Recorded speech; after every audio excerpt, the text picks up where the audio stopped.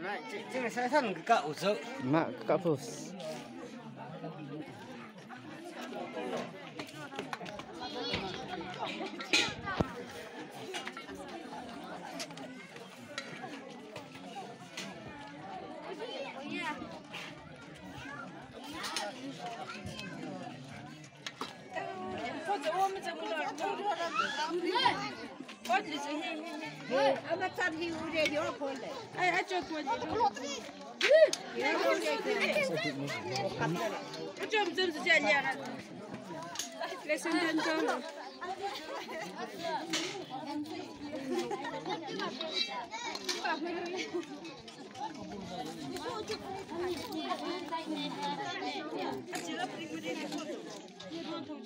Esto por qué.